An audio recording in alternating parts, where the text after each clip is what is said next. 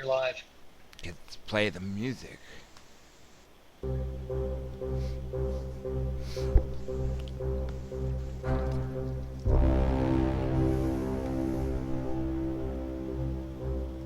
have an unidentified flying object. I'm Jack Osborne, and you're listening. This is Mr. Hammer, and you're listening to... I'm Richard C. Hoagland, and you're listening to... I'm Art Bell, and you're listening to Dr. J Radio Live. We have an unidentified flying object.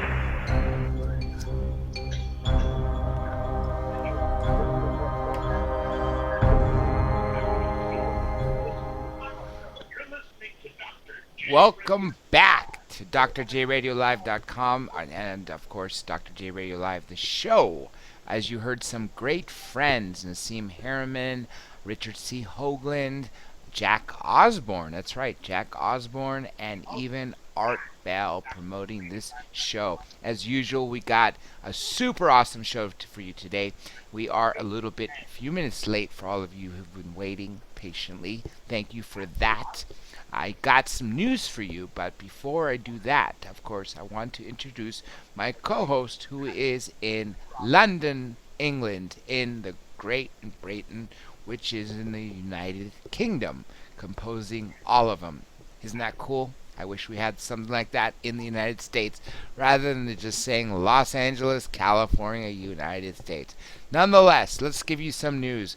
I'm trying to make this obviously more mainstream. You heard me actually last time asking the public if anyone knows, without getting me killed, of a Gambino family member or enforcer or anything like that, Lucchese, Genovese, or any of those top 5 crime families. I want to speak to one of them and just see what they say. I've always been curious. I also reached out to, and so that was actually successful. We got to Angel Gotti. That's right, Angel Gotti, who is John Gotti's daughter. And she is actually more out forthcoming than her sister Victoria Gotti, because she doesn't hesitate to say, yes, my father was behind the Paul Castellano hit. Yes, he was behind this person's disappearance. Yes, he did this racket. Where Victoria was like, I'm not too sure. Oh, I'm not too sure, even though he was convicted of all those things.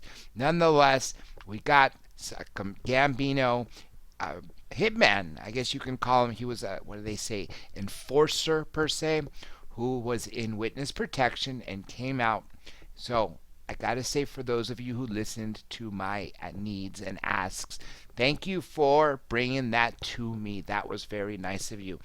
Manson, Charles Manson, I know that's really crazy, but before he dies, I'd like to get to hear from him inside Corcoran State Prison. Now, when Reagan, the governor president, was President Reagan, Ronald Reagan, the actor, as Back to the Future, Christopher Lloyd's character, Dr. Brown, Doc Brown, said the actor, nonetheless, when he was governor of California, and he had made the change to actually not allow inmates to be interviewed in California. Why? Because Charles Manson was the number 1 requested inmate to be interviewed the entire time he was in prison.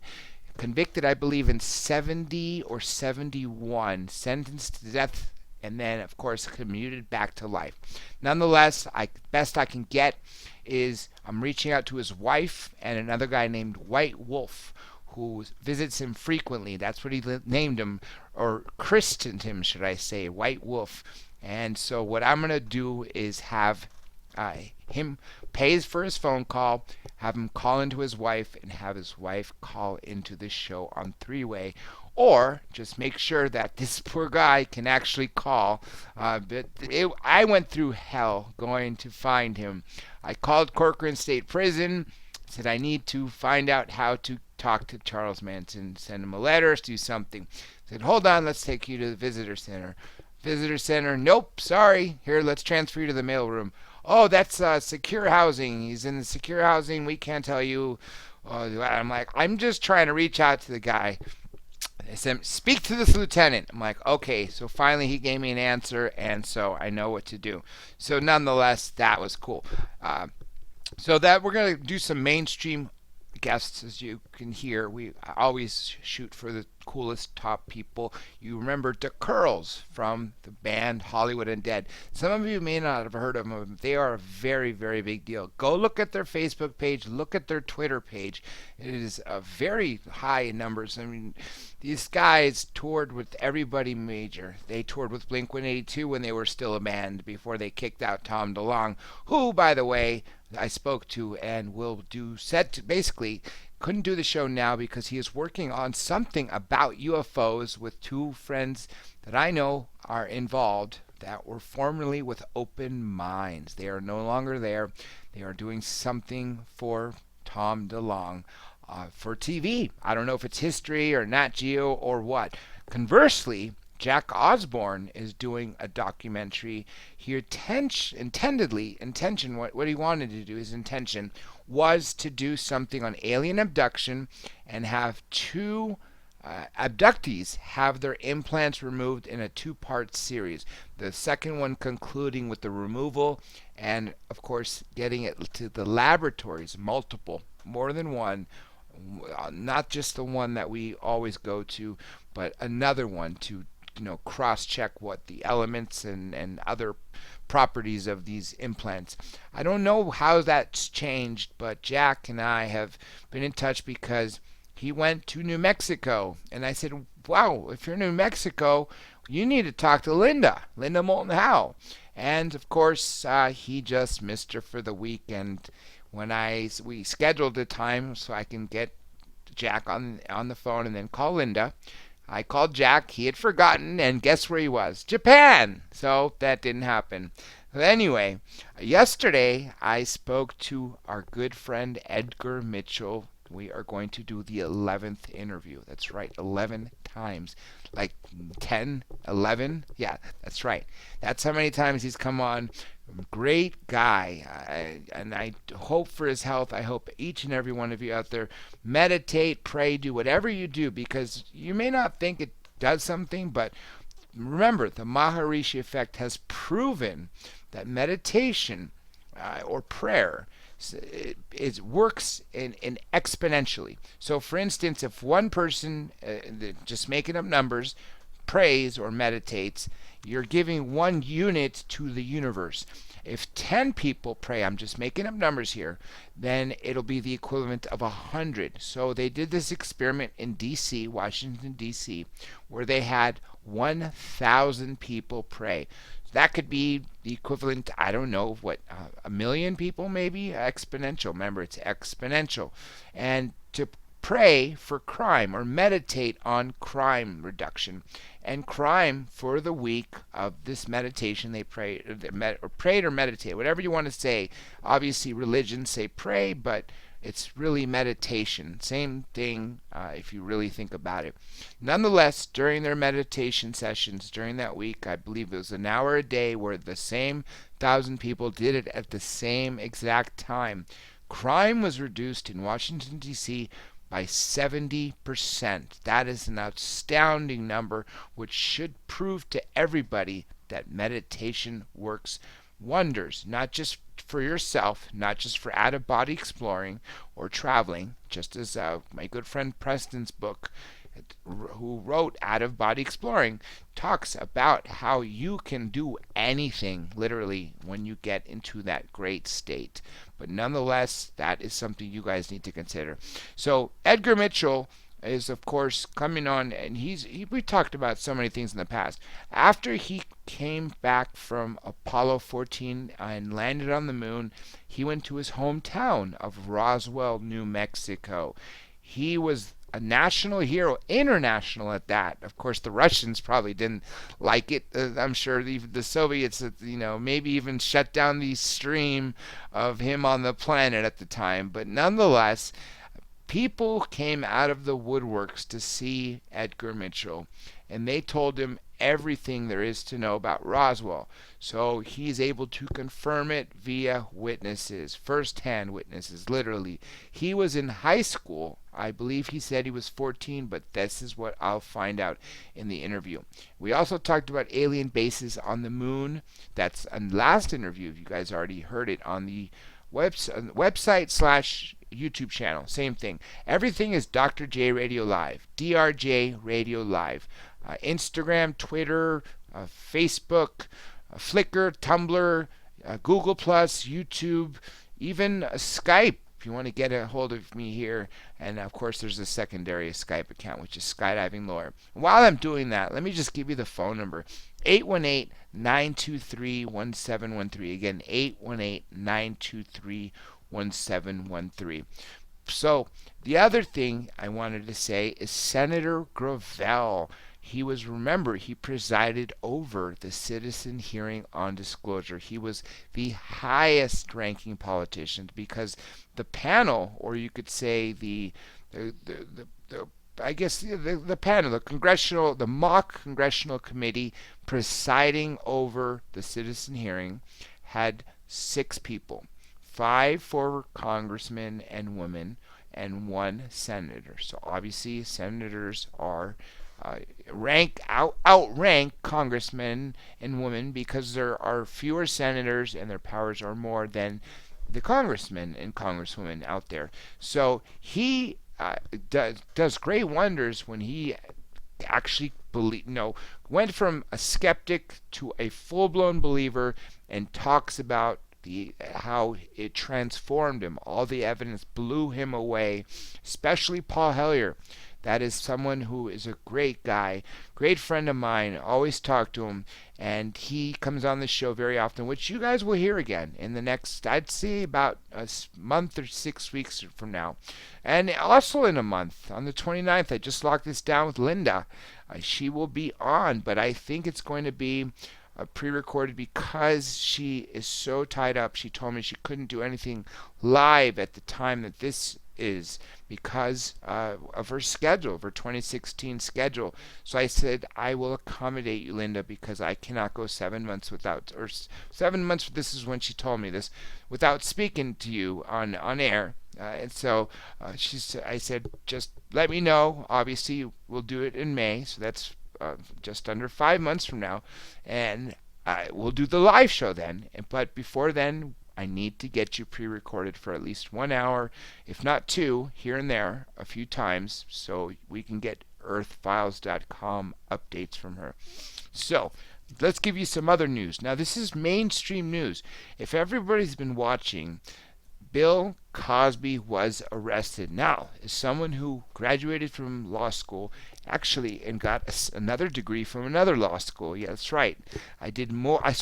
Technically, you could say I have 33% more education than any other lawyer out there, except for those that did, of course, an LLM, which is the only thing higher than a Juris Doctor.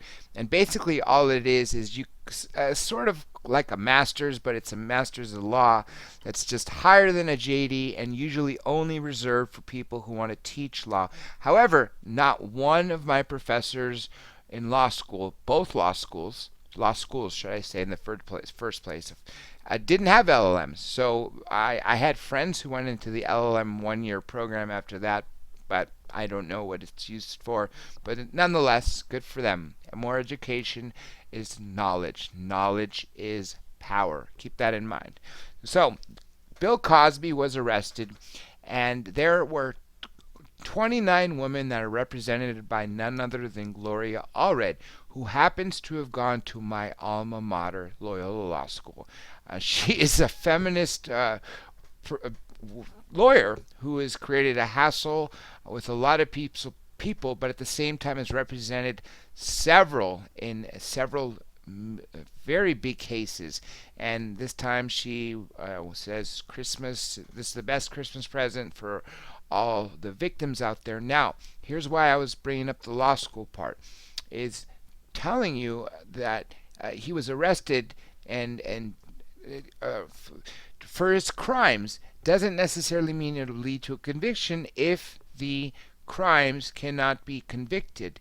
And the reason I brought this up is because a lot of these sexual assaults or alleged sexual assaults against Bill Cosby to these 29 women were out of the statutes of limitations. However, one woman, I don't recall her name, went to a Playboy Mansion party in 2004, and there was an alleged encounter either there or after there with Bill Cosby. And she was young. I believe she was 19 at the time. So she was a Temple University student, which is a great law school, and that's where David Jacobs, the alien abduction specialist, Dr. David Jacobs, who comes on the show very often, and so she came forward. That's the one case that will probably stick. That's the charge that will stick because it falls within the lines. Some other things. If you live in Europe, I feel sorry for you right now. I know my home country, Greece, is being locked down.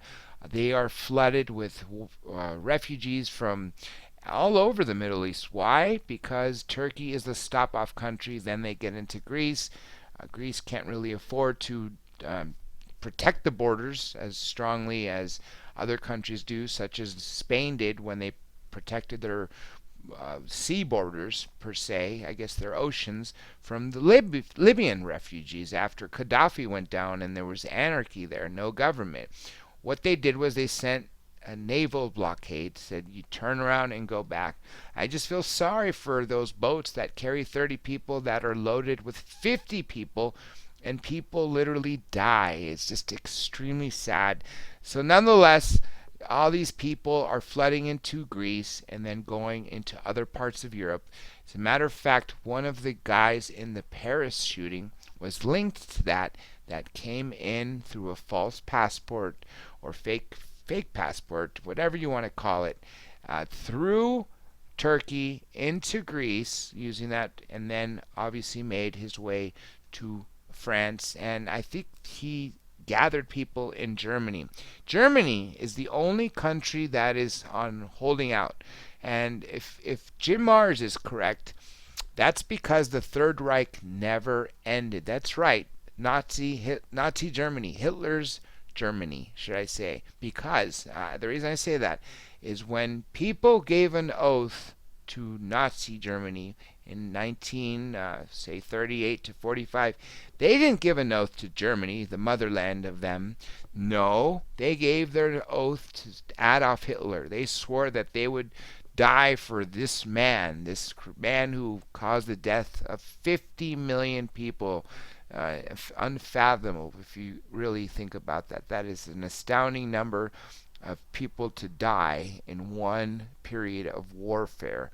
In fact, 7 members of my own family have died. You've heard me talk about this when we talked about World War II guests, such as Richard Spence, Dr. Richard Spence. I don't recall which university he is currently teaching at, but he wrote that book, Secret Agent 666, which is about Aleister Crowley, who was a double, if not triple agent, working for the British intelligence, going over to Nazi Germany and giving them a cult, I guess, what do you want to say, a cult training, a cult school, whatever you want to call it, getting secrets from the Nazis and telling the Nazis that he was going to spy on England for them and feed them, and then went back to, of course, the UK and told them what he was doing with the Nazis, and then going back and forth.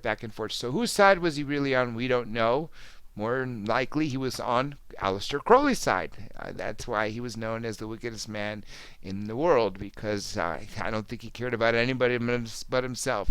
But nonetheless, I think it's just a fascinating story if you haven't heard it. Jesse Ventura, we did not get to have him on before the new year. He truly apologizes. He is committed to come on in May. Why May? He's going to be out of the country for 5 months, if you could believe that. I may try to arrange, because his manager is trying to push other guests on this show.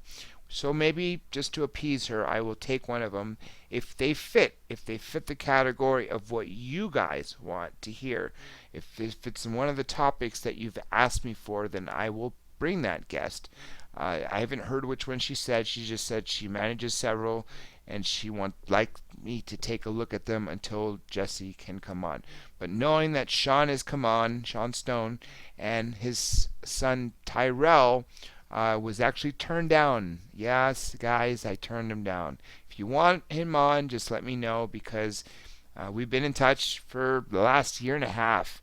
Ever since before that, actually, we've been in touch with email. Then I met him in person, and he asked me what happened to the show, and I said, we'll get you on soon, and it never sort of happened. It just seemed like Sean was a little more into things than Tyrell was. But maybe we could bring Tyrell in. But nonetheless, Jesse Ventura will be a great man to speak to. Navy SEAL, then a wrestler, actor who was in the movie Predator, and then governor of Minnesota. He's a man of big accomplishments. And then, as you know, he hosted the show Conspiracy Theory, which is really fantastic if you haven't seen it. One of my favorite episodes is actually the one on Big Brother, which shows all this cool technology that they can be listening to. One more piece I wanted to tell you is Snowden. The letter is sent, so I need everyone out there to please pray and meditate. Meditate on Edward Snowden. Two reasons. Well, for him to get his political asylum in 2017 when it expires, either renewed in Moscow, because Putin is making hints that he's going to ship him off somewhere else, but wherever he goes, if he stays there, or if he goes to Brazil or any other country, that he gets his asylum. Because if you were Edward Snowden, and the Attorney General of the United States says, Edward, why don't you come back? And this is on public television, mainstream media. I believe it was ABC. I think it was simulcast all across every channel because it was big news. But the Attorney General didn't just offer him a deal. He publicly said a deal to him of, why don't you come back and plead guilty? We'll take the death penalty off the table. We'll just give you life without parole. Sure. Let me leave my beautiful pole dancing girlfriend and my high paying job in Moscow so I can come back and spend the rest of my life in Supermax prison. I don't think so. He's not going to come back, guys. So sorry about that. I feel sorry for his family who can't see him unless they get to Moscow or anywhere he ends up relocating. But nonetheless, I have a little swing and hookup with that. So I would like to make that happen. So keep that in mind. And that is enough. If you guys have seen drjradiolive.com or Facebook, Twitter, or any of the other places, even Google+, YouTube, then you know who my guest is. He was my co-host when this show began. It has evolved through several names to end up as Dr. J Radio Live. He's an author of 17 books and counting. He's working on yet another one, and I know he's going to keep writing because he is an awesome researcher. 3 decades, almost 3 decades, MUFON investigator. I mean, he's written books on the coolest topics. My favorite, because I live in California, is UFOs over California. But that's not to say there aren't super awesome books. Out of Body Exploring is another one of my favorites. I love the one, it has something to do with weird in California, or just it talks about all these incidents of ghosts and other things, aliens in California. There's ghosts, a couple books on ghosts, just so much. And this man is very, very accomplished, speaks at the top conferences all over the U.S. and anyway, he's a great person, great friend, and I'm very happy to call him a friend. So, with him listening to this whole entire speech, I am going to introduce the one and only Preston Dennett. Preston, welcome back. Hey, Dr. J. Thanks for having me. Yeah, it's great to be here. Thank you for joining us. As always, it is truly an honor. I was listing off some of the books. Why don't you give us some of those names? Correct me with that name that I was trying to get to of that book about California? Um, oh yeah, I've gotten like 17 books, like you said, UFOs over California. Yes, It's the other definitely one, the one the mysteries. Supernatural California. That's the one I was trying to get to. That's right. That's right. And of course you have UFOs over Nevada, right? UFOs over New York. I mean, keep listening them. Go for it. One of my favorite was my first, actually, UFO healings. I love Yes, that one. great one. Great book. UFOs over Topanga Canyon. I did one on human levitation. Yes, yes, you Uh, did. Coronado Island UFO incident. And you were the first to write about that because Yvonne Smith released this book in 2015 on it's called the Coronado Incident. You had it written what year? 2007. So yeah, you beat her by 8 years, but nonetheless, I thought that was really, really cool. Anything else you'd like to plug out there to everybody? No, well, I've got a lot of stuff I want to talk about tonight, so I'm super excited to be on the show. And yeah, always working on new stuff. And my latest book is UFOs over Nevada, and I got a lot of real interesting stories in that one. And yeah, definitely can't wait to talk. Well, then let's start with UFOs over Nevada because I also wanted to talk about some ghosts because a lot of people equate ghosts and Christmas because of the Ghost of Christmas Past from the Christmas Carol, the famed ghosts in that. But obviously, ghosts are a very huge reality. But let's start with UFOs because, as you know, you've written several books on every topic, as you just listed. Every topic that mainstream doesn't touch, that really should touch but doesn't touch. This is exactly why shows like this exist. This is what we call alternative media. But nonetheless, everything is connected, is what I believe. Would you say the same thing? Yeah, it's to a certain extent, absolutely. Yeah. I mean, obviously to an extent, but yeah, right. Yeah, well, I found that out long ago. I think when I first started doing interviews, I would interview someone. Oh, you're about their UFO sighting. I remember an early interview. I was interviewing this lady, Sylvia. She's a pilot, a scuba diver, pretty accomplished person, and had seen this egg-shaped object just floating over her house. She had an additional witness.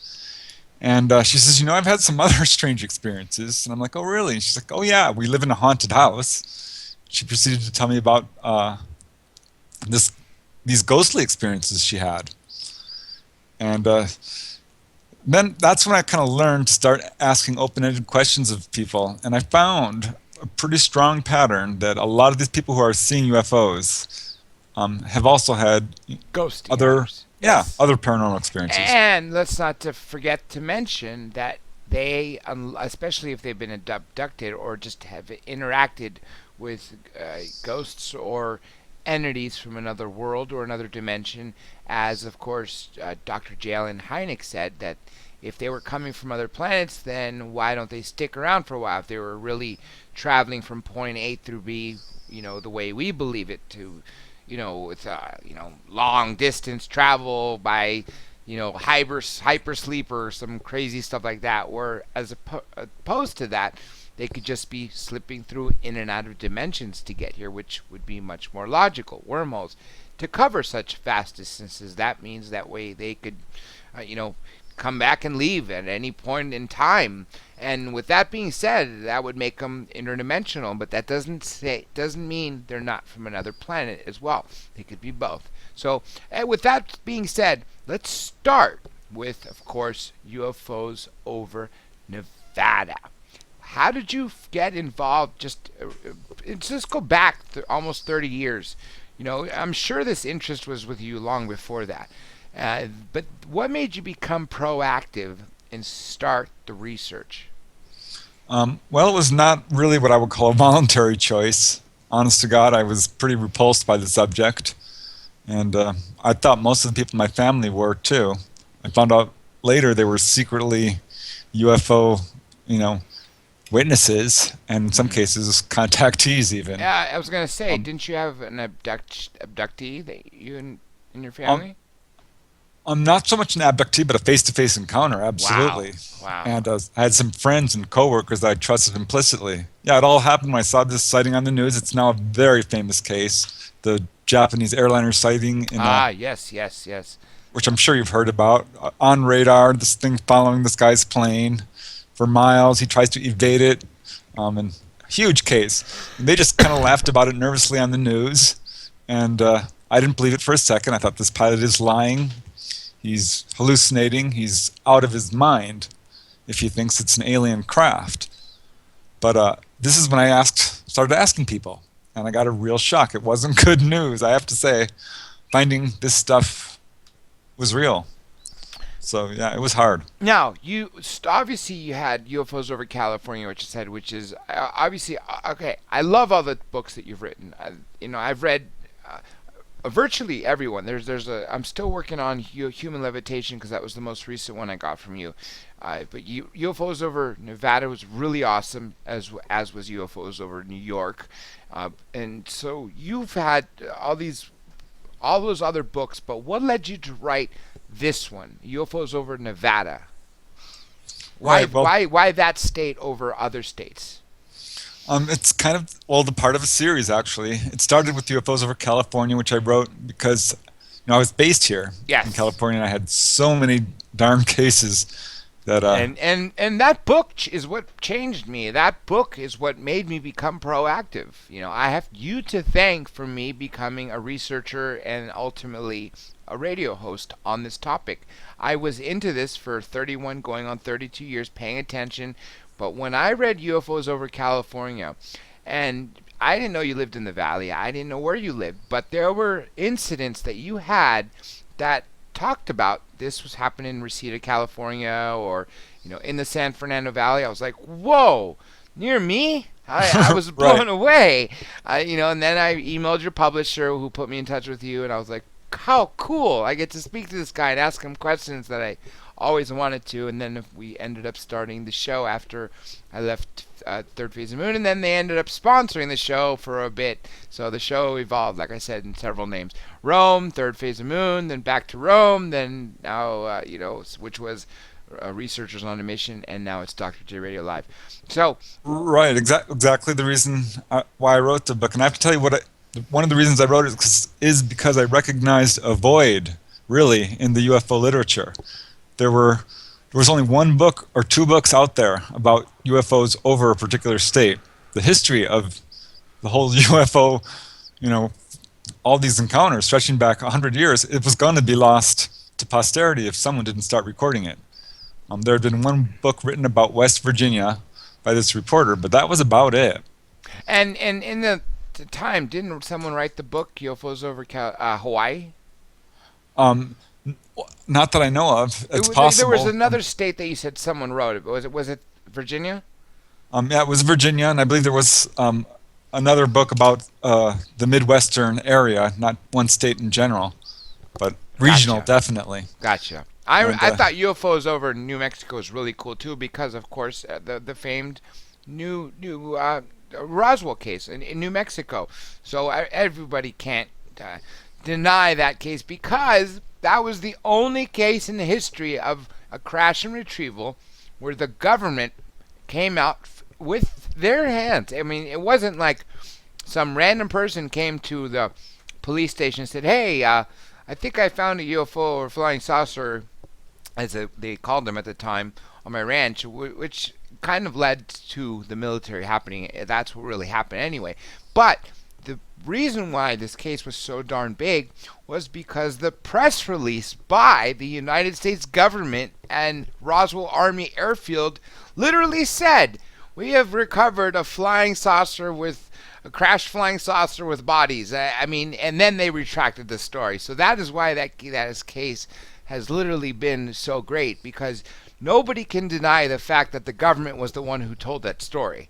Anyway, I thought it was bizarre. Well, can you imagine how close we came to ending the cover-up right there? Yes. Things would have been very different. Yes, I agree. And we're going on a long time from that, and you've been eagerly waiting disclosure, as have I, and I think millions of people out there who have had encounters or are just least interested, because some may very well be abductees that don't even know about it.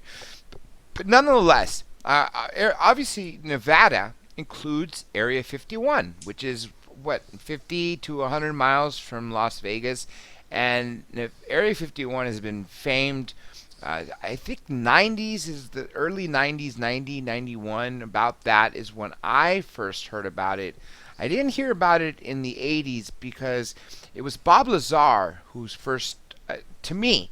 I don't know who else. I mean, Norio Hayakawa already had Area 51 on his map, and he was already looking into it before Bob Lazar came out with his story of working on a crashed, one of 9 craft that were housed at Area 51, or should I say S4, a few miles in the Papoose Lake bed, as opposed to Groom Lake, which is where Area 51 resides, but in the Area 51 base. So that would be a great way to start looking into Nevada, and I presume, that book contains. It does contain. I actually have that book. A lot on Area 51, but you have all these cases. This is what I love about your books: UFOs over California, UFOs over Nevada, UFOs over New York, UFOs over.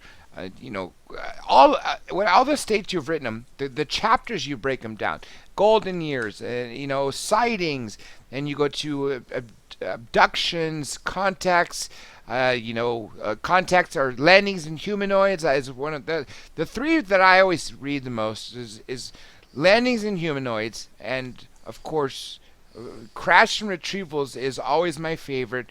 And abductions. Those are the 3 that I first read, then I read the rest of the book. I know I should read it from beginning to end, but immediately I go to those chapters when you write a UFOs over a certain state. So what was it, what were the 3 cases that really stuck out to you? That's a very interesting question. I would say probably, for me, some of my favorite cases. I mean, there's a lot to choose from. Oh yeah, I can imagine. One of my favorites, I would say, is a sighting which occurred in 1962, and this is a real interesting case. April 30th, 1962, which occurred to a NASA pilot. Actually, his name was Joseph A. Walker. Does he speak publicly about this?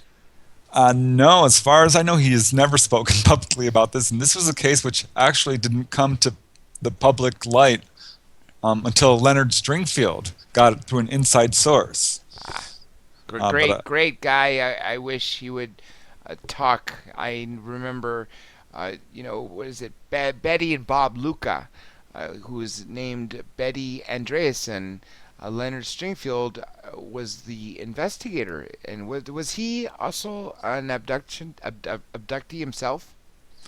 No, not as far as I know of. I do believe he may have had a sighting or 2. He was primarily based in Ohio and did a number of sighting cases, and eventually started working on crash retrievals, of which he became really the pioneering guy. Mm-hmm.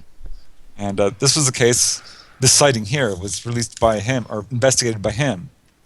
And at any rate, it involved this pilot who was doing a high-altitude test flight, heading from Mud Lake in Nevada and going towards Edwards Air Force Base, and had really just started climbing, up at a pitch of about 30 degrees, and was an altitude of about 200,000 feet, and moving at 3,400 miles per hour.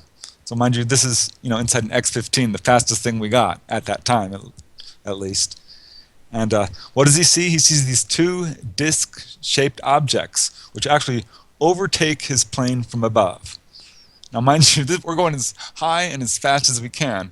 And what does he see? These 2 other things, which I love this case because it points out that a lot of people say to me, well, how do you know these aren't military test craft? Well, these things are way in advance of our own military test craft, and this is a perfect case that proves it. And not only that, a few months later, on July 17th, 1962, same type of thing, different pilot this time, Robert M. White, a major in the Air Force, was heading from North Del Mar Lake again in an X-15, and on a high-altitude test flight, a world record flight actually, of 314,000 feet, when he saw six of these craft, the same disc-shaped craft, which he described as being white, like the color of paper, maybe metallic, and maybe there was maybe as much as 10, he said. And they just took this formation right over his aircraft, actually pretty close to it, and paced it for a while and took off. They were able to get gun camera footage of these craft, which has never been released, and just a great case. Now, what was the other two cases about that? Because there's so much I'm gonna ask you about Nevada. It's not even funny because, like I said, remember the first three chapters I always read are crash and retrievals, landings, and humanoids, and abductions. So I want to hear more about because you had three cases in Nevada, I guess, that would make the encounters in Nevada, I'd say, different than other states. So why would they be different from other states? Yeah, well, that's something I've found. This actually speaks back to your earlier question, why Nevada?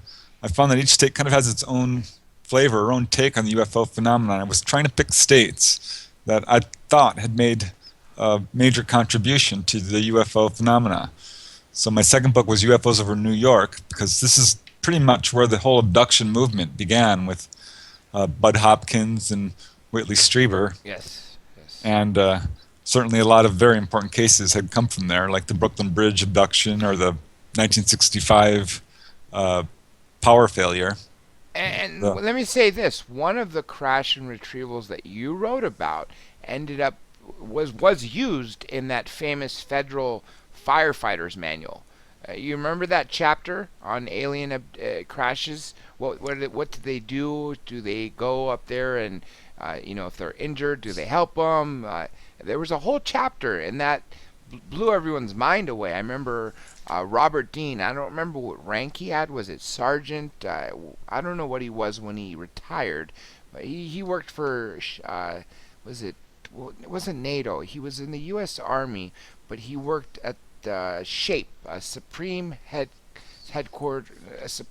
What is it? You tell me. What was the acronym of where he worked at in France? It was a NATO base. I am honestly not sure what you're talking about. Supreme Allied Powers Europe. That's what it was. Supreme Allied Powers Europe. SHAPE, whatever. It's something along like that. Supreme Headquarters Allied Powers Europe. That would make sense. That's SHAPE. But nonetheless, Robert Dean was the one who first discovered that book, and it made tremendous headlines. So I thought that was really cool to actually read about, the actual crash and retrieval that they used for the example. It was really, really cool. But so nonetheless, the take that you were saying that Nevada has a different tone than other states, why do you think it does, really? Well, Right. Well, that's what I was getting towards. Like New York, I found had some very brazen encounters with UFOs flying right up to New York City, and encounters in places Linda Cortile, right? The 9th floor incident. Right. That was encounters in places you'd never expect. New Mexico was all about UFO crashes. That had more UFO crashes, I think, than any other state, and a lot of the encounters seemed to be clustered around Los Alamos and all that testing area there. As far as UFOs over Nevada, I found some very interesting things. And one thing I found out was that Nevada is almost, more than any other state, federally owned. Guess what percentage of Nevada, just a wild guess, is, you think, federally owned? Johnny, how many percentage? I wouldn't guess. I couldn't even tell you. Well, I'll let you know. It's 86.1%. Wow. So what does this mean in terms of UFO encounters, right? That's the question. And I think the answer is what we're looking at is a heavily urbanized population. So most of the UFO encounters that we hear about in terms of coming from citizens are coming from Las Vegas and, other major cities, Laughlin, Fallon, maybe Reno, Tonopah. There's not a whole lot of large, suburban or rural, rather, population in Nevada, and so the sightings that we're getting outside of cities are largely military. Johnny Webb in the UK, as I mentioned from the beginning of the show, as this is an international show where anybody can join in, has some questions for you. Before I continue on with some of the, what I was going to ask you, your top three, and we started with the top one encounter with the astronaut, who I wish he went on the record, but nonetheless, Leonard Stringfield, great man. We were able to get him to talk about this case, which he wrote about. But let me get Johnny to hop on board and ask the questions that he wanted to before I pick up where I left off. Go ahead, Johnny. Good evening, Dr. J, and good evening to you, sir. What I wanted to ask you, Preston, is obviously going back to your book. You've made 17 books. What made this one came out last? Is it just because of the data that comes out, and now you're able to sort of finish it? But what is the most important, events that's gone on in Nevada? Because I think in Nevada, and I always think of Air Force, I think of no-fly zones and things like that. But my question was what are the top three most important Nevada UFOs? Right. Well, what I found in terms of what Nevada has contributed to how we think about UFOs, definitely there are some major cases, and it was tough ranking them. Of course, anyone might rank them a different way. Art Bell's sighting was huge, but I ranked Charles Hall and his account of the tall whites. Oh, yes. As the third most important encounter, because he wrote these series of books about his encounters at Indian Springs, and has really made a big impact on the whole UFO Millennial scene. Hospitality was the title, right? Right. Which he originally, labeled as semi-fictional, but is certainly going on the UFO circuit, talking about them as actual encounters. And I've reached out to him. He responded back that he would like to do an interview, but not at this time. Try him again later. I don't know why he's waiting. Maybe he said he wrote it for his grandchildren so they could know his life story, when he passed. But like you said, he's on the circuit. So I thought that was really big. But before we get to the next question, can you tell, for those people who don't know about the tall whites and Charles Hall, what exactly he experienced on, I believe it was Indian Springs, Nevada? Right. He was brought in there as actually a weather observer, and apparently he was the last person in a long line of people who had taken this position and quit very quickly due to the fact that there was these encounters going on in this area, which was scaring the wits out of people who were seeing these glowing figures moving around in the desert. So he was the first one who actually stayed for any length of time, he says, and encountered these glowing beings who he eventually interacted with, on a much more personal basis rather than just sightings. So it's an incredible series of books, and pretty interesting story at the very least. And according to him, it points to how early this area has been having encounters, because he talks about Native Americans and some of their legends of this area and the tall whites. So stretching back, over 100 years. I thought that was really fantastic, because until that point, I never thought there were tall whites. I thought there were the short grays, tall grays, reptilians, and Clifford Stone said we had logged 57 species, or the military had logged that many when he left the United States Army, 87 or 89, in the late 80s, let's just say. But Kerry Cassidy now says it's closer to 250, and John Lear says even more than that. But that includes interdimensional beings, which some people don't put in the same category. I think it's huge. Nonetheless, I just thought the tall whites just blew my mind away because of their attitude. They're wanting to go to Las Vegas for fun. This was crazy stuff. You always hear about alien greys coming into bedrooms to kidnap you, in alien abduction, but you don't hear about aliens wanting to get CIA cover, or I don't think it was them asking for the cover. They just were bored, according to Charles Hall. And so what happened is they would dress in human clothing and go to Las Vegas, but the CIA would have people in front and back and both sides in every direction and clear the way for them to make sure nobody saw these ETs that were wearing wigs and glasses and everything else needed so they can walk through the stores in the casino, which blew my mind.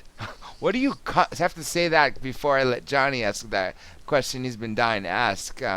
What do you think about aliens going to play in Las Vegas, the Sin City?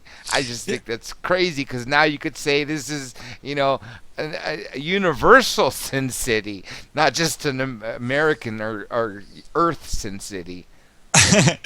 Yeah, what happens in Vegas is clearly not staying there. Exactly. Yeah, it sounds incredible, and certainly first time I heard it, I have to admit I was not as skeptical as I might have been because I'd run into this sort of thing before in New York City, in New York encounters, where there was encounters on subways and train stations and cafes and condos and places they should not be happening. And certainly I know when I found out Charles White had reported this, it was not the only case that I found in Nevada. And I have to tell you, about 5 or 10 cases like this where people had seen ETs hovering over casinos. Good number of cases of that, actually. But 5 or 10 cases at least of people who'd seen ETs inside casinos. Charles Hall, his case being one of them. I just think it's really crazy that first of all, it makes sense why they would go fly over Nevada, or specifically Las Vegas, because you have all these crazy lights. You have the Luxor with its giant beam shooting into the sky with, I forget the amount of power with all these light bulbs, LEDs, that it has to shoot up in the sky.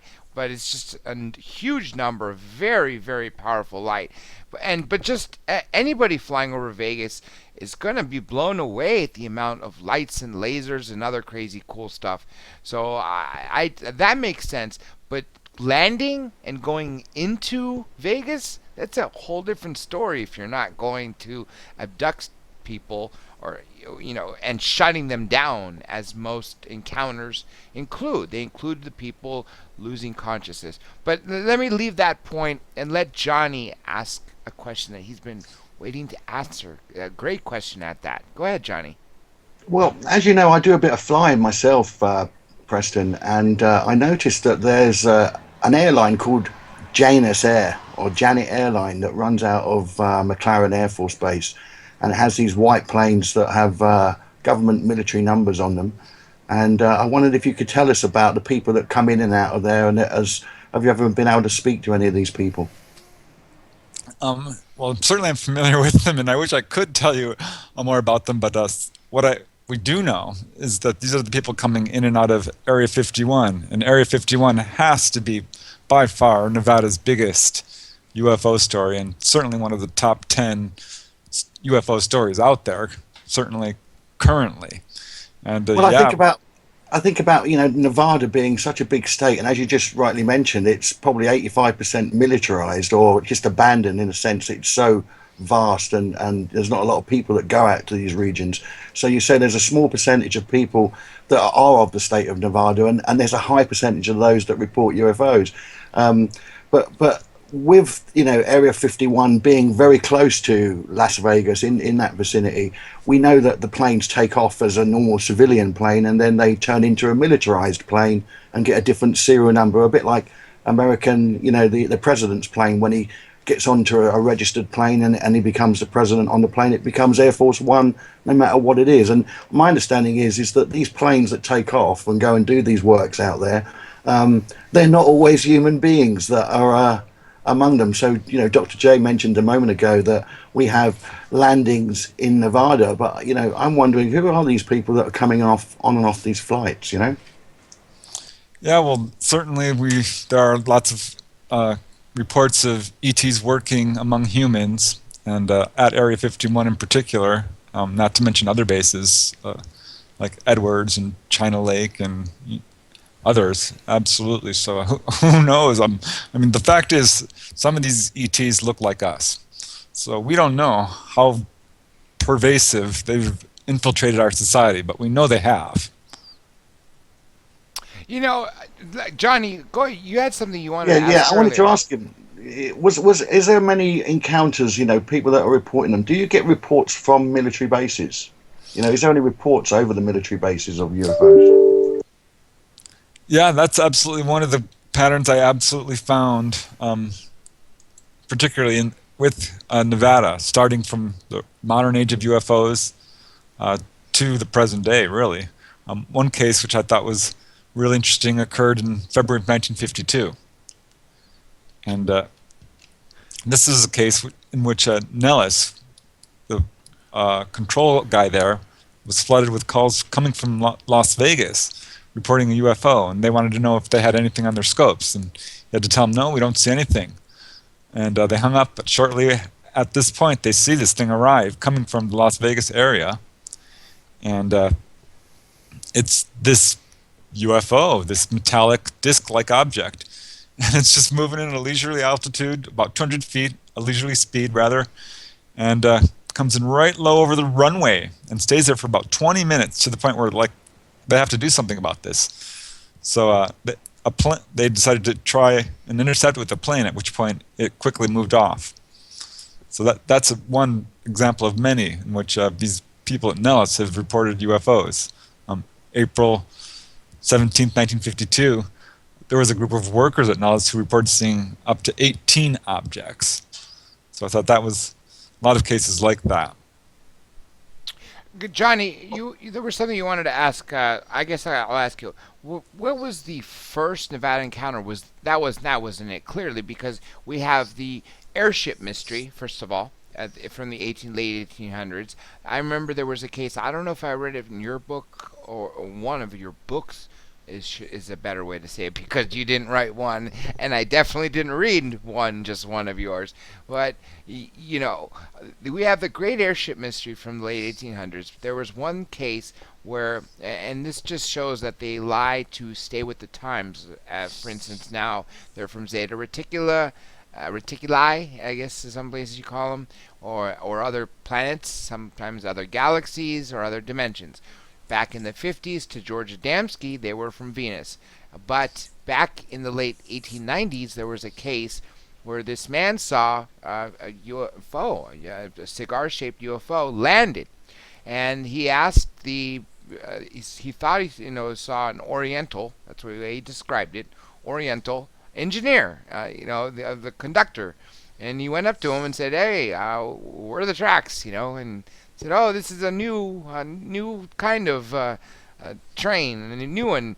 And it said something along the lines of it using air brakes, and the cowboy sort of just nodded his hat and started riding off, and this thing took off in the sky, and when he asked him where he was from, the ET replied that it was from the Far East. That's why he said it was Oriental. But they clearly changed with the times. Now, the reason I brought that up was because as well as I do, as well as many of the listeners and viewers on YouTube know and have seen that all these old cave paintings going back, I think the oldest one they were able to log was 38,000 years ago from France, which showed animals. This was with one color. This was very, primitive beings at the time. One color, unless mainstream science is really off of what they look like about 40,000 years ago, what their capabilities were. Because Jason Martell says 25,000 years ago, we actually had an amazing advanced human being race on Earth that died off and then led up to this civilization. But so that couldn't have been the first encounter. What was the first encounter when you did your research on this book? I found pretty much with every other state. This stretches back, about 100 years or more. Nevada had a very low population in the beginning, so you don't have a whole lot of early cases of sightings. The earliest cases of a sighting I could find was actually on July 26, 1931, when a group of people saw a meteor-like object with what they thought was a meteor, except the thing was described as gliding and moving slowly, and other kind of features that you often see in modern-day UFO accounts. The earliest actual encounter was actually a humanoid encounter, and this occurred in 1897, and it was reported in the local newspaper there in, I believe it was Las Vegas, when two police officers, they wouldn't say exactly where they saw this, but they saw this glowing figure. And it was seen actually over a period of 3 days. And on the third day, they saw this thing again, and they described it as a glowing humanoid. And really, not much more description than that, other than it was floating around and moving and darting and all the kind of details we hear in modern day accounts. So it's a pretty interesting sighting. We don't have a whole lot of details on it, but it's certainly unusual, paranormal. If it's not alien or ghost, I don't know what the explanation would be, but definitely matches up with modern day UFO accounts in a lot of ways. You know, I want to continue on this line, but I think to be fair for the audience and you to give yourself a break, because I need a quick break, and I want everyone to get to hear those cool friends of Dr. J Radio Live when they come back. So why don't we use this time to take a short break? Everybody stay tuned. We have so much more to talk about UFOs over Nevada from, I honestly have to say, the greatest researcher who's ever lived. You know, he's not gonna admit it, but you guys really take what I say really literally. He truly is the greatest listener, greatest researcher. And so with that being said, we are on break. I will be right back. Let's go for it.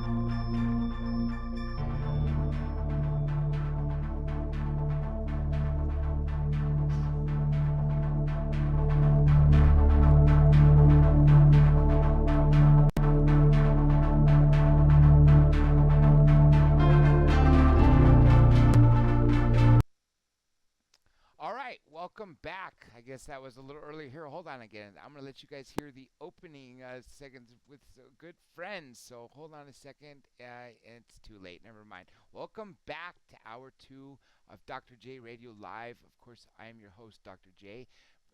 My co-host, who is live in England, specifically London, and it's Johnny Webb, where he's broadcasting from.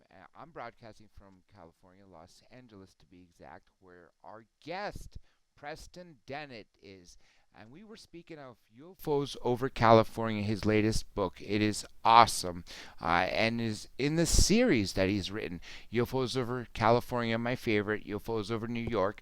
UFOs over New Mexico, which was a huge book because of all the crashes. And as he mentioned in right before we took the break, because of Los Alamos. And remember, that is where we first tested the nuclear bomb, the atomic bomb, the first one. I don't remember what it was called. That was the Manhattan Project that led up to the building of it. But nonetheless, that would make sense because they're attracted to that area, and Los Alamos was where the Manhattan Project took place.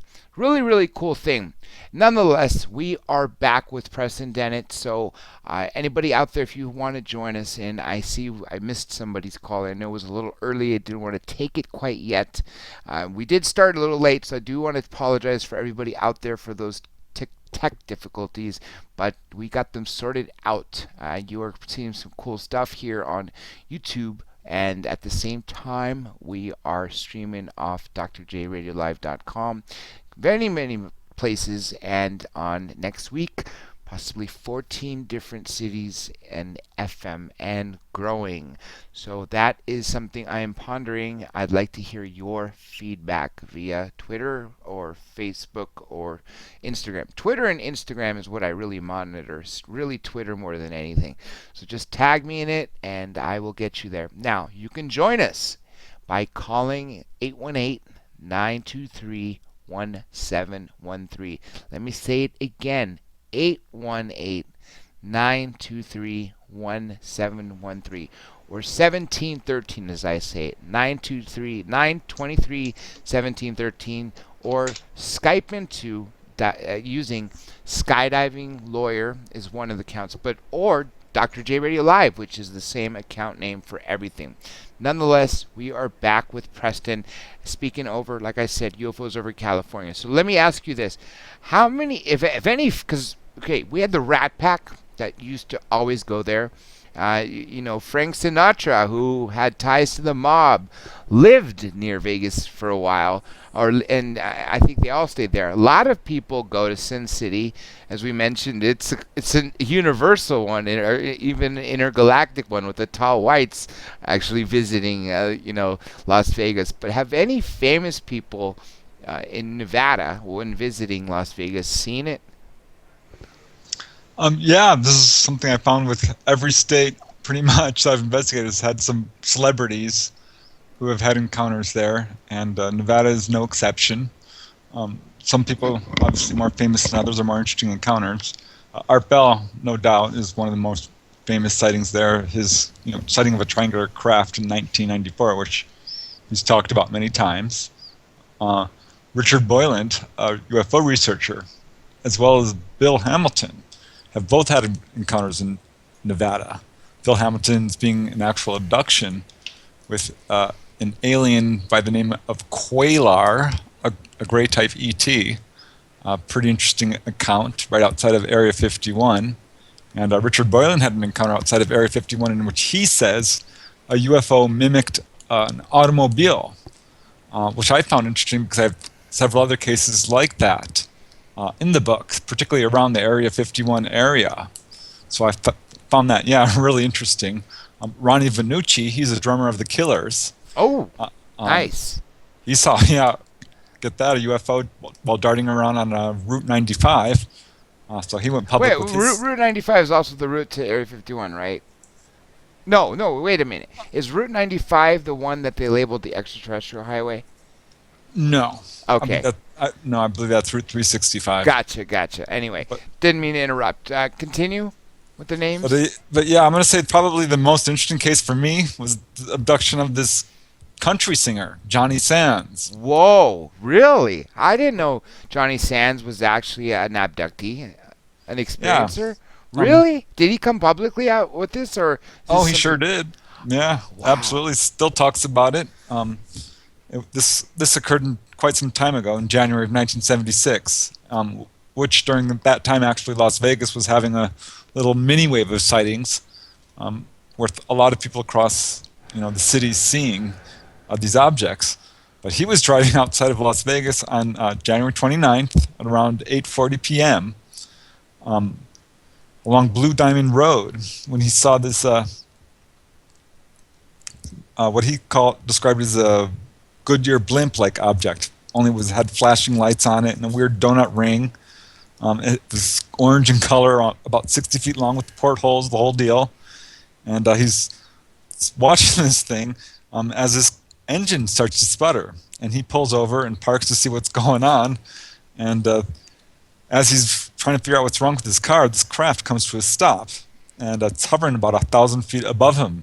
And this is when he notices two figures approaching him, and they're dressed strange. They've got black, silvery, overall-type uniforms with a white strap kind of diagonally across the chest there. A weird leather belt type thing with weird objects on it. And they stood about 5 feet tall, 5.5 feet, and were basically human, except had no eyelashes or eyebrows, weird squinty eyes, and appeared to have really large faces with pug noses and just not quite human, you know? Yes, yes. That's what I think is great about it, when people describe it not quite human. Because there are, like you said, human-looking ETs. Let me actually veer off this, just slightly question. I've heard this from many different sources, and I believe this to be true myself. Human beings, they talk about panspermia. That's the theory that Earth was populated with life. Now, what if ETs, as we believe, and very many people believe out there, that were actually created Homo sapiens, or just altered according to Bob Lazar, 63 external corrections from Neanderthal to create Homo sapien. But what if the ETs also took their product, Homo sapien, and seeded it on other planets? Do you believe that's possible? I mean, anything is possible. You can't deny that. But do you believe that to be true? Well, they're taking our eggs, they're taking our sperm, they're hybridizing with us. We've got human aliens running around, some of them claiming to be related to us. We're kind of stuck with the evidence. I know how Star Trek it sounds, and this is kind of what kept me away from the UFO field for years. It was just too, I don't know how else to say it, Star Trek-like with these human aliens walking around. But this appears to be the sort of ideal form. I don't know. We're stuck with the evidence. This is what the evidence is showing us. The human form is very common throughout the universe. Where it started, hard to say, but as far as the human race, all the evidence is mounting pretty quickly that our evolution is not solely explained by creationism or evolution as Darwin taught it, but that there's been alien influence. I think we'd be fools to deny it because we've got so many accounts of it. I would have to say so. I think it's just really, really cool and fantastic. And remember, crashes. The key word, as I mentioned earlier, that's always my favorite in your book, because to me, I think what better. If you want to get to the truth of UFOs, sightings, looking at them and saying, oh, they go fast and this and that, really doesn't get you anywhere other than to say something is out there that possibly could be military. You really have to give it that option unless we have proof that it is extraterrestrial. The same time, though, we have to worry about, not worry, but look at, of course, crash and retrievals, because there you have actual saucers or cigar-shaped objects or boxes or other crazy stuff. As you did that cool, I think it's cool, but it probably was very frightening with the Boy Scouts a few years ago in the summer, who saw over 200 craft of 8 different sizes and shapes. But crashes and alien abductions, if you want to know about aliens, speak to the people who talk to them or deal with them, alien abductees or contactees. I think it's a very, very huge thing. But on the other hand, people who are able to leak out information, such as Philip Corso, who never really went to a crash and retrieval site, such as Clifford Stone, but crash and retrievals give us a lot of information because they give you bodies, they give you survivors, they give you the vehicles themselves, and technology inside the vehicles. So let's talk about crashes for a bit. Crash and retrievals, both, because just not crashes is one thing, but retrieving it makes it all the more better.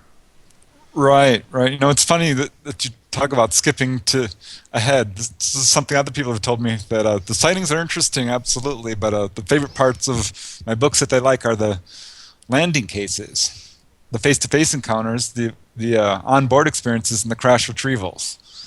And this is where we get to the real meat of the UFO phenomenon, certainly the cutting edge of research. Because like you say, a sighting doesn't provide us with a whole lot of information. And certainly can be interpreted in a number of different ways. Abduction cases, for that matter, they rely on hypnosis sometimes. And landing cases are actually my favorite. But the UFO crashes are astounding to me, because everyone talks about Roswell, and certainly Roswell is a case that I'm not going to leave alone. I think it's one of the most important cases out there, if not the most important, and is certainly the most famous UFO crash. But my point here is that it's one of many crashes. I don't know if people realize this. It's not just Roswell, and certainly it's not just Kecksburg, Pennsylvania, or the Aztec UFO crash, or another famous one is the Aurora Paradise Valley crash in Arizona. We're talking well over 100 UFO crashes in the United States alone. It looks, from what I'm finding out, and from not only me, other researchers as well. And Nevada is certainly no exception, and has actually a really well-verified case, which occurred on April 18th, 1962, and I can't imagine why it's not more well known, because we're talking thousands of witnesses. This thing was on radar. They actually watched this thing move across the United States, tracked it, chased planes after it, scrambled planes from different Air Force bases, watched it move much more slow than a meteor, making turns, getting lower and lower, to where this thing actually explodes over Utah first, lands, causes a power outage, lifts up, lands again in Nephi, Utah, causes another power outage, lifts up again, mind you, a lot of people have seen it by this point, and goes over Las Vegas, kind of north of it, and explodes. It's just an incredible case. I agree. I agree, especially something with thousands of witnesses. What do you do with something like that if you're a general, who wants to, or part of MJ-12 and is trying to keep this a secret? How do you, keep 2,000 people quiet, or 3,000 people, to make them shut up? Well, what do you do?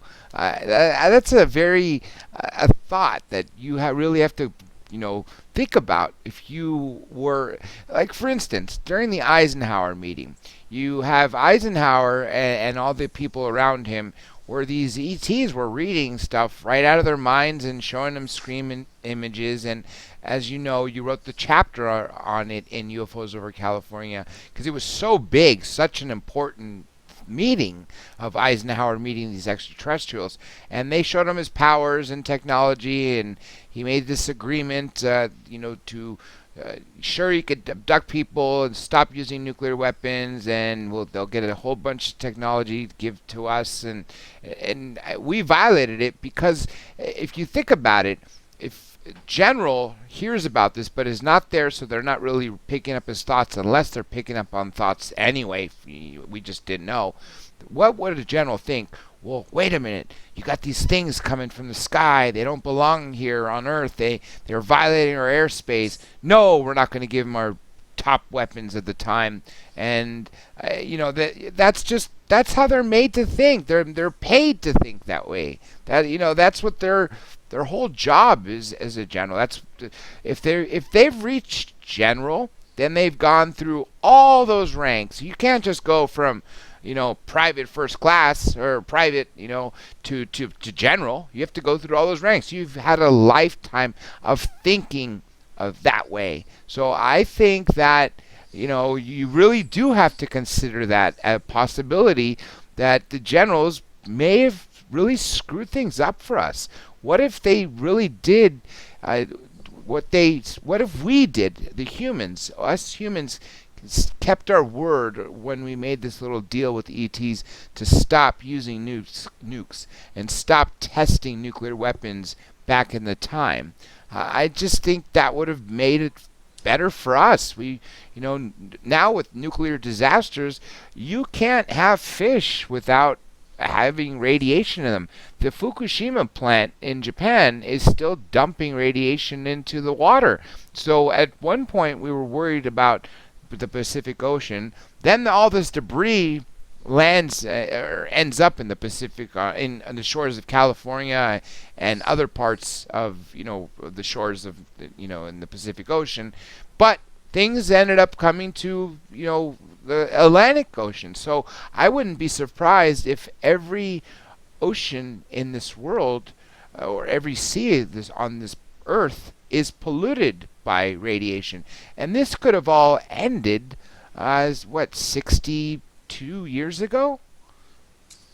Right. Well, this is actually one of the major themes of UFO contact, for sure.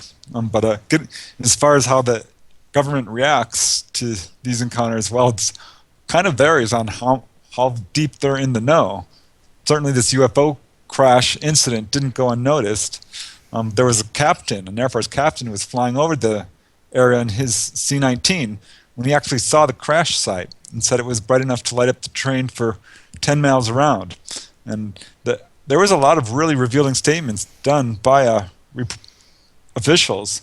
For example, Nellis Air Force Base officials released a statement saying that it was not a meteor, because by this point it had been tracked by several Air Force bases, and they really had no choice. And they, in fact, did reveal that it had been caught on radar. And also they confirmed that it had landed at Eureka Power Station and cut off the power there.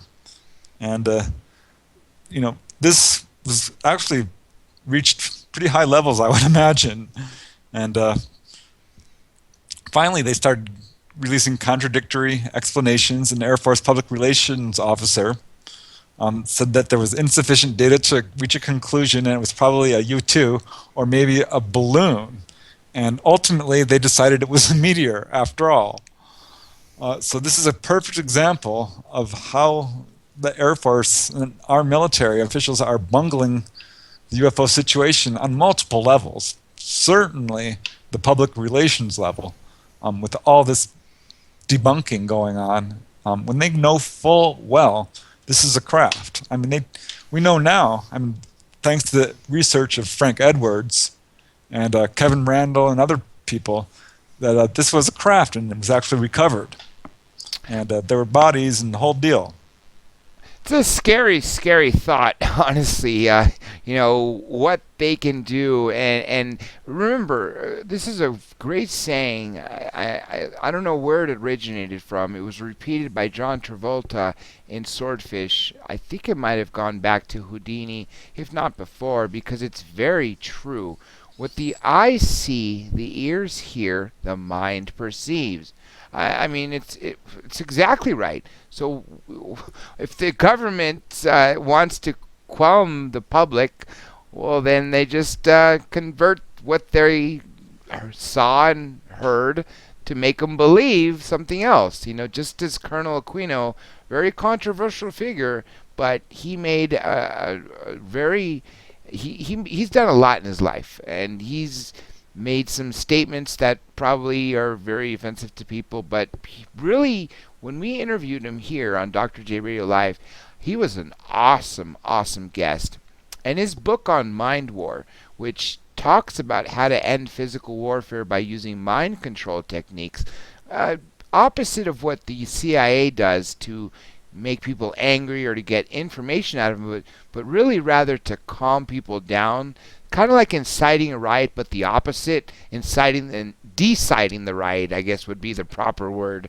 To get them to stop shooting.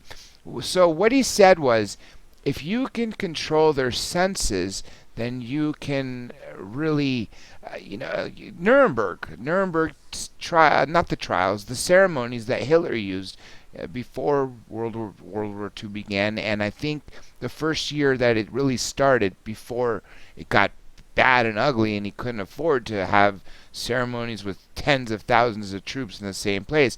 But if you look at all the pomp and circumstance, with all the way he, first of all, the way he spoke on stage, he would stand there for minutes without saying a word, and then he would start his speeches really slow and get it all riled up and get the crowd all riled up, motivated, and there was flames and fires, torches everywhere, the flags, you couldn't look anywhere without just swastika.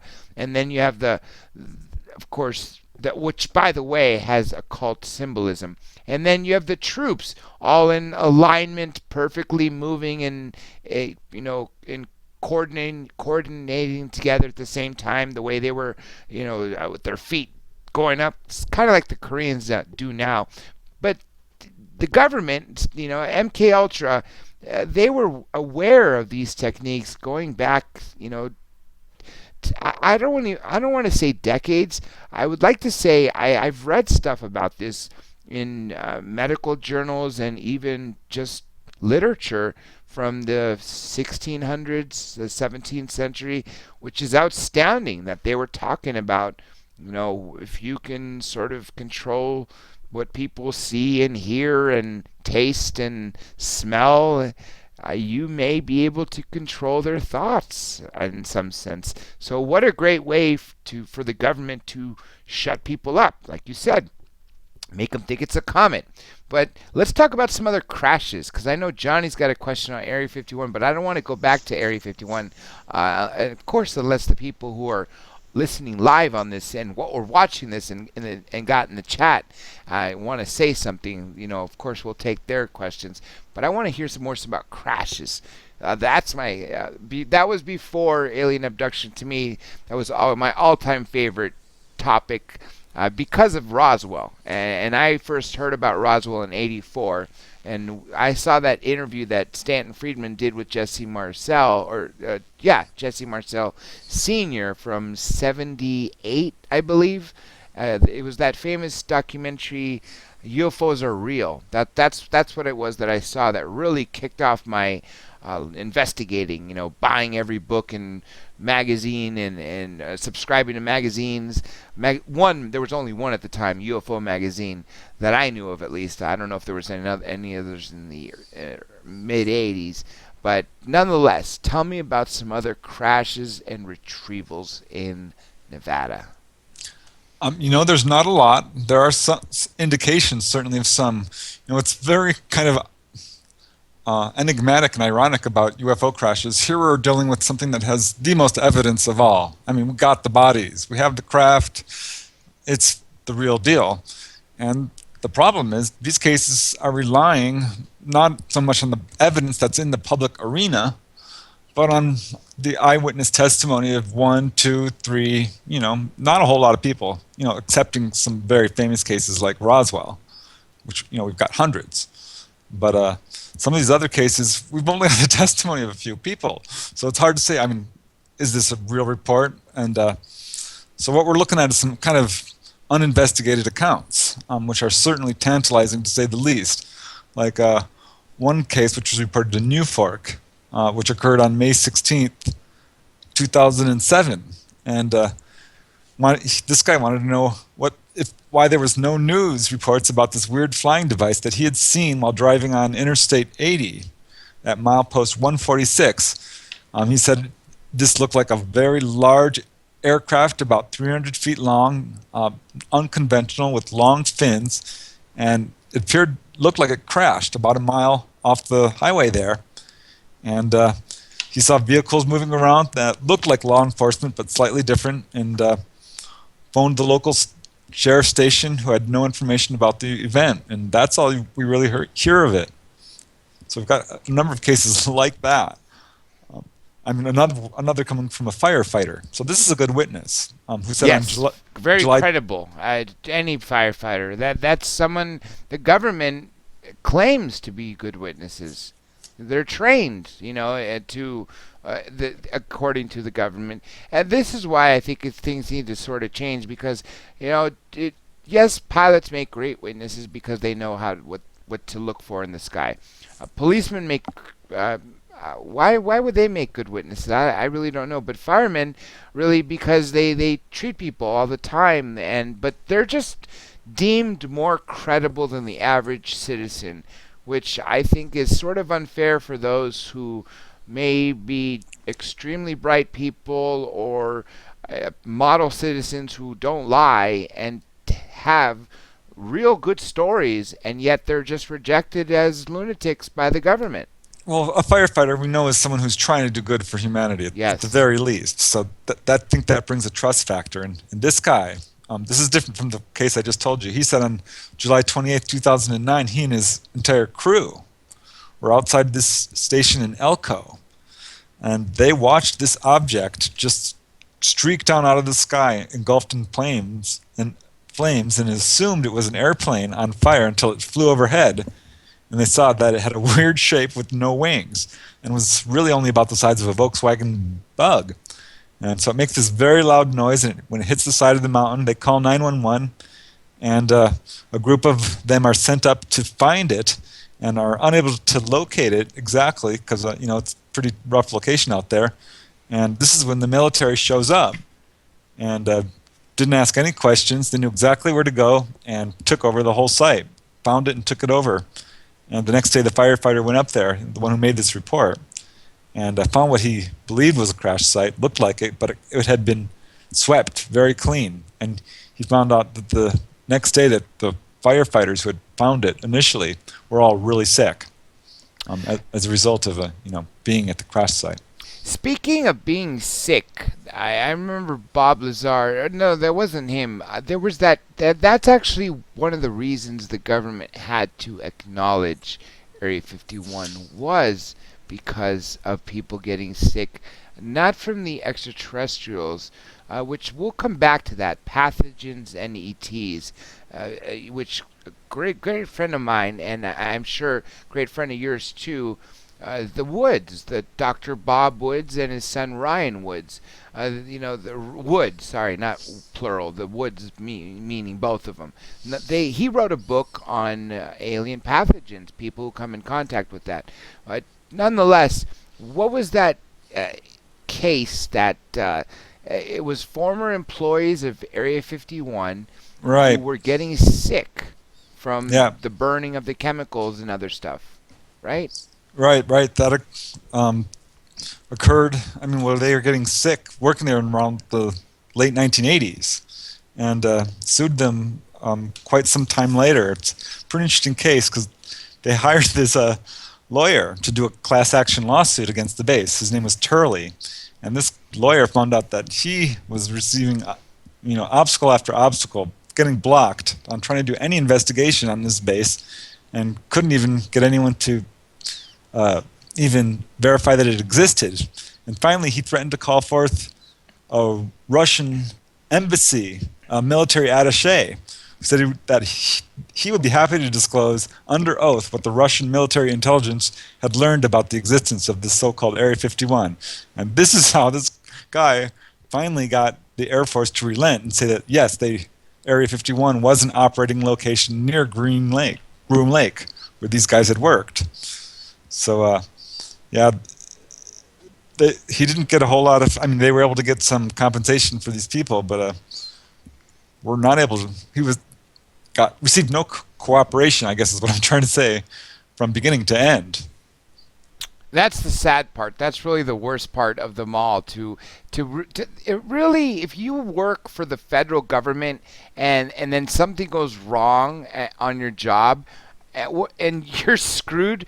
I mean, you can't even turn to your government, who you given your life to, and now you're gonna die because you've gotten sick. I mean, isn't that the saddest thing you've ever heard? I mean, I think it's a shame, to say the least. Oh yeah, this lawyer's office was actually declared classified. They took all his files afterwards, and the Environmental Protection Agency was ordered to inspect it, but the results were not publicly disclosed. Courts ruled that everything involving the base remains a state secret, and that includes, of course, how the base handles toxic materials. So yeah, it was a disaster from beginning to end. President Clinton himself signed into order on September 20th, 1999, that this base is exempt from all environmental laws. Same order he had signed a year ago, and which all presidents are signing. Not exactly. I was just going to say, thank you for saying that. And all presidents started signing, and each president renewed the funding for the base, even though it was a black budget. So they didn't know what it was. They just renewed its budget for Area 51. Yet we were still we, not us, but the government, the federal government, was still denying that anything existed there, even though not too long after what you just said Clinton did, it's the federal government just did is seize more land surrounding the base. So all of a sudden you have 50 square miles that are taken off, people who lived on, had ranches and other properties were just kicked out of their land and compensated. And so you have 50 square miles seized, and you're told that nothing exists, and there's signs that say trespassing will get you killed.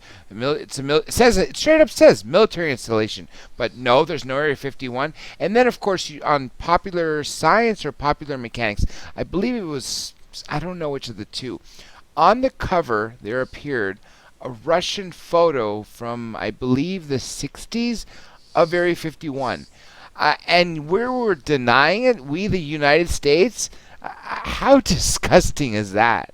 Yeah, mind you, while all this is going on, Assemblyman Roy Neighbors of the Las Vegas is naming the highway Route 375 the extraterrestrial highway. That's right. And basically, Area 51 is being publicized heavily, and people are going up there by busloads to Rachel, Nevada, and the mailboxes and all of this to watch UFOs on a regular basis, and are doing so successfully.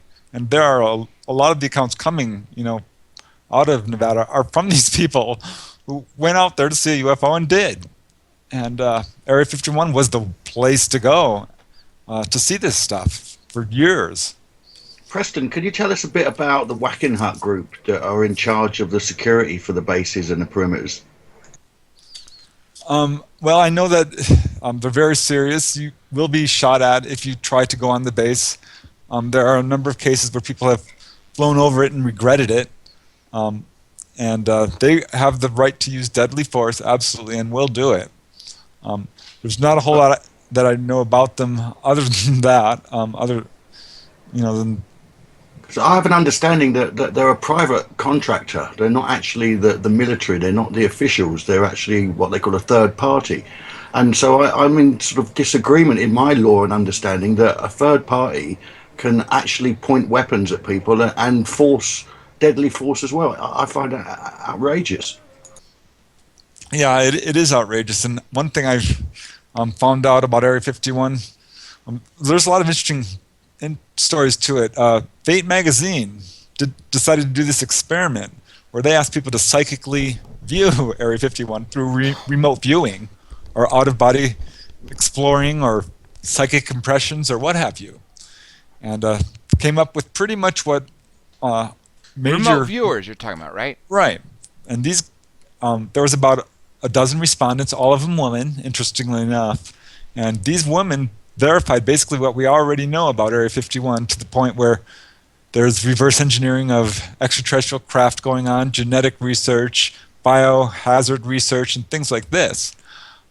ET's working with humans as well. Yes. But one thing they did say, and there was a good half of them who said this without, knowing about each other, and it was something I had never heard before, to be perfectly honest, was about the workers, the people who are living at the base or working at the base, and that they had been genetically altered and implanted and enhanced by these ETs in various ways, genetically and health-wise, to the point where their health had been vastly improved. They could live for much longer. They were not suffering from a number of normal aging conditions, and in some cases were just hardly even human anymore. And it was, it's one thing for one person to say this, or two or three, but we're talking, 6 or 7 of these people saying the same thing, which makes perfect sense when you think about how ETs are able to alter a person's health in a number of different ways. Let me ask you, I'm glad you brought that up. What's going on in Area 51? First of all, we have Dan Burrish, who came forward. Okay, let me go back, rewind the clock. 88 to 89, Bob Lazar working at the Papoose lake bed, known as S4, military installation, which is far more secure than just the general base of Area 51. Because the Papoose Lake bed is near the Groom Lake bed, but it is within the Area 51's installation. But according to Bob Lazar, you don't have enough. You clearly don't have. People who work at Area 51 don't have the clearance to get into S4. You have to be an S4 employee. So he talks about reverse engineering of the craft, and he worked on one which I thought was crazy, that although they gave him the super secret project, it was classified for him to even go to the top level of the craft. But aside from that point, there were I believe 9 total, so there was 8 others that he got a glimpse of, but he wasn't allowed in those technically. And then there was the rumor that he may have seen one, and he says that he walked past a door with the window in it, and he thought he saw the back of an alien, but then he changed his mind recently when I saw him in 2015, early 2015. He said that this year, because it's about to be 2016, he said that he now believes it could have been an alien dummy that they were just testing. But then comes Dan Burrish, Dr. Dan Burrish, PhD, who says he worked with an alien living on base named J-Rod, who in fact he claims was not an alien at all, was just a human from 54,000 years in the future, I believe that's what it was. Yeah, it was 54,000 years in the future that had evolved into what we know as the Greys. Very contradictory from what other things, but again, even though it was a human that evolved, it was still living on Zeta Reticuli and had come here on a different timeline. Really crazy and bizarre if you think about timelines and time travel and all this and all that, but nonetheless I just thought it was a really interesting thing. But let me ask you the overall big question: what goes on inside Area 51? You mentioned some of these things, but give us some more details. Well, we don't know a whole lot, actually. We have the story of Bob Lazar, absolutely. He's the guy who broke it, along with John Lear and George Knapp, of course. Each of who were able to locate other witnesses who have contributed pieces of the puzzle. And as the years have passed, other researchers have stepped in, locating other witnesses, people like Linda Moulton Howe and Bill Hamilton and Wendell Stevens, till we've amassed, particularly with George Knapp, a good dozens of witnesses of people who claim to have worked inside. And they're not really talking in terms of a whole lot of detail, and are frightened about doing so. But what we have learned has been very piece by piece that there are levels to this base, and each one going down is more secure than the rest, and the upper levels are dedicated to the reverse engineering, and as you go down there are other levels developed to genetics and things like this, and at the bottom levels, which this is where we see ETs working with humans. Bill Uhouse was another guy who came forward and has actually talked quite a bit about what he saw. He talked about J-Rod as well. What do you think of Phil Schneider? Because he mentions being sent down there and having a fight in Dulles Air Force Base underground there at the airport. And I wondered, is Area 51 connected to that, or are they very similar facilities? What's your take and understanding on that, Preston? Well, I have heard that from at least 3 different sources that Area 51 is connected to Edwards Air Force Base and other bases through these very large underground tunnels.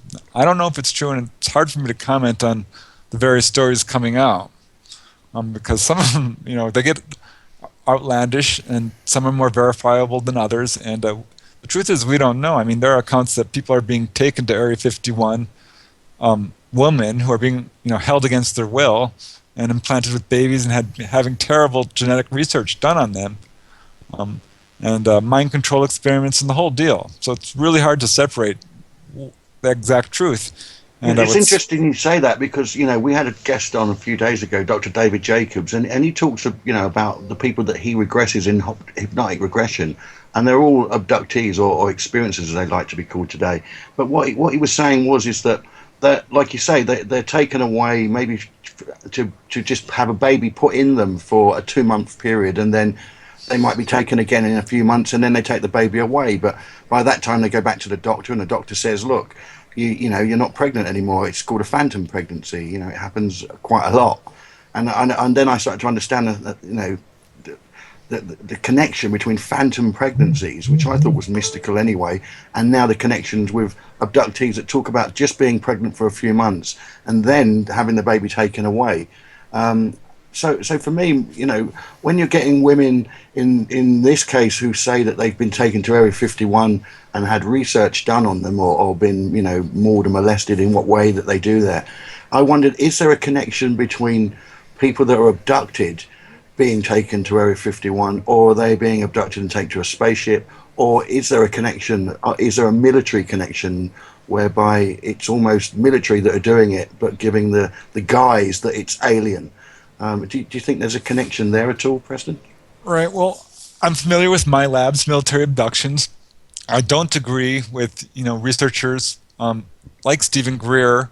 I'll point him out as someone who believes that the abduction phenomena can be explained as mind control or military in origin. No, or absolutely not. I don't agree with that for a second. I think the vast majority of the abduction cases, the onboard experiences, are just what they appear to be, ETs. Probably not all of them. I know a number of cases where people have abductions by ETs and later abductions by military officials, such as Melinda Leslie is a good example, and Lycia Davidson was another one who told me she was more afraid of the government harassing her than the actual ETs she was having to deal with. So they're not the same thing, and it's a mistake, I think, to label any of these phenomena together too much. But that said, there are people who have had military officials on board their UFO when they were being abducted. And so there's a certain level of cooperation going on, for sure. How deep it is, I don't know. This whole subject is very compartmentalized. Within the government, it's very splintered. There's a giant cover-up which is falling apart. It's one of the most important issues, I think, facing humanity today. And it's going to change drastically as time goes on. Sadly, Preston, time is out, but I know we started late. I wanted to keep you on later, but we can't. So I wanted to ask you, before we go, what is your favorite case? And then plug in your information, because I should have plugged in Preston Dennett, weebly.net earlier, or .com. So I'm going to let you do that. But what is your favorite case, real quick? Yeah, I've got a few of them. I would say some of my favorite cases are the car levitation cases, and there's 3 of them in Nevada. There was one where 3 people became stuck in the sand and actually meditated on calling down a UFO, and they said it worked. This thing came hovering down over their truck and pulled it up and lifted it out, actually frightening them, one of them pretty bad. And I know how that sounds, but there are a lot of car levitation cases, car lift cases they're called. There was another guy driving down the Nevada highway. Honest to God, he sees this object, pulls over, gets out of his pickup truck there to investigate it, and this thing comes swooping down over his truck. He gets scared, jumps back into his truck, and starts to drive away, and realizes he's hovering 5 feet above the ground. This thing is right above his truck and is levitating his truck. He can't get anywhere when suddenly it drops the truck and he takes off. President, I'm actually getting a lot of feedback here that since we started late, that we owe people 10 more minutes. Can you spare us 10 more minutes? 12 minutes, actually. Can I? Yeah, yeah, Oh yeah, sure. you're a hit. People love you. They really love you, and they love the fact that this is live on YouTube, showing your picture and the other things. And mind you, this is on streaming on other places too. That's the great thing about drjradiolive.com. So, with that being said, I want to go back to a few things. Well, first of all, what is the future of UFOs over Nevada? Well, I think we're going to see more cases of these objects hovering over casinos. That's for sure. We didn't get to talk much about that, only briefly about how close some of these objects have come. So I think we're going to see more of this really brazen type of behavior for sure. And we're going to see probably what is one of Nevada's most common type of UFO encounter, and that's those lonely highways at night, seeing these things come swooping on over your car and basically playing cat and mouse games with you. A lot of cases like that in Nevada. Yes, yeah, I think we have the cases everywhere that people can't deny, and I would really love to hear about cases from countries where really some places are still living in third world countries. They say Osama bin Laden was able to elude capture for so long, even though we had him right where we needed him in the caves of Afghanistan. It seemed that the troops got orders to let him go for whatever reason, which is bizarre. But evidence seems to be that way. But they say the reason why Al Qaeda as a group and possibly ISIS is because they're not using technology. They're not using things like iPhones, which have metadata, GPS. They're doing things from like 4,000 years ago, where they would actually have a courier, no picture that or notes that a satellite from however many miles above Earth orbiting us can actually look down and read. No, they would use couriers who would run from place to place and pass a message along to get to the next person, and that makes sense. That's how you stay off the radar, stay off the grid. Just don't give them the luxury of tracking you and everything you say. One sad thing is, this is cool for people who buy from Amazon. I think it's cool, but it's also really sad because it tells me how much they know. They've opened up fulfillment centers all over the world, closer to smaller or to large areas, and the reason is you can get what you buy from Amazon so fast, and your suggestions, as you know, are based on your what you search on your computer. Well, using all the metadata, because they trade it, all those big companies trade it. What they do is they predict what you're going to buy next. So I will order something from Amazon, let's just say at this time of the night, and it'll arrive the next day. It blows me away that, and they do this just because of technology. So really, metadata is a scary thing. Yes, it gives people convenience, but I'm very curious to see what's going to happen when there's a catastrophe, such as an earthquake, that'll knock out Facebook, as so many people are glued to. I try to stay away from it. Someone actually manages it for me for the show. The only thing I really take care of is Twitter and Instagram, and even that, I only read the messages that tag me into them. If I'm not tagged into them, I don't see them, and I don't follow very many people, and I only really follow people who write me back regularly. So I should not use one, but for business purposes and legal purposes, for working at the law firm, I have to use one. But if I could choose not to, I would take the luxury of giving them one. But what do you know about these third world countries living in like this, that I may have had crashes and retrievals. I mean, we know there's been crashes in Brazil and Mexico and other places like that where the citizens got to it first and even nursed the beings back to health as best they can before the alien pathogens, which we talked about earlier, killed them. Right. Well, I don't know a whole lot about it. It's my understanding just from what I've read, and being in this field, that if you're not that the U.S. or the secret government, who's behind the whole crash retrieval phenomena, will swoop right in. It takes them just 15 minutes to locate any of these craft that have just dropped out of the sky, and they will swoop in, lock down the perimeter, and anything that has the misfortune to be inside of it is really in bad luck, because they're on lockdown and they are ruthless and will not let any witnesses see this stuff. And even if, I mean, for example, cases in Mexico where we've come swooping in and tried to take them before the Mexican government could. There's a few accounts of that. So I'm sure that that's probably what we're dealing with cases of third world countries who knows, might have their hands on a crashed UFO. It's only a matter of time before it does happen.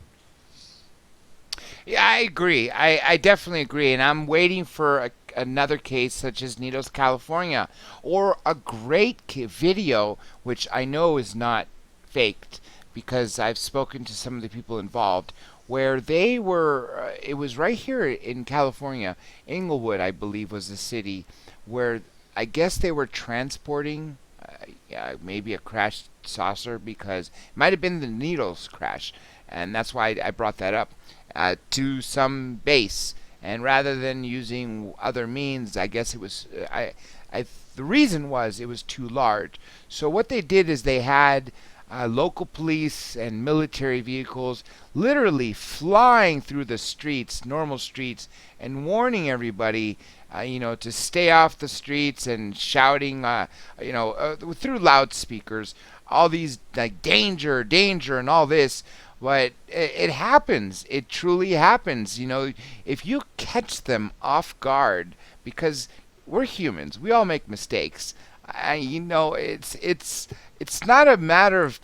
It's just a matter of time where we're gonna catch the government off guard in one of these cover-ups. I hope we do. I hope me and you personally can, as we've always said, we're entitled to walk into a museum and see the crashes, and walk into the saucer from or whatever it was, the shape of the Roswell craft. Right. Well, yeah. Like I always said, if the government was more forthcoming, I wouldn't be doing this.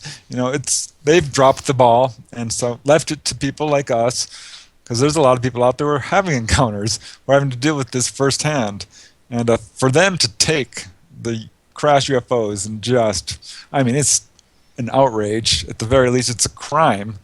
It's a constitutional crisis. It's a situation that can't go on, and is certainly trending towards disclosure in a big way.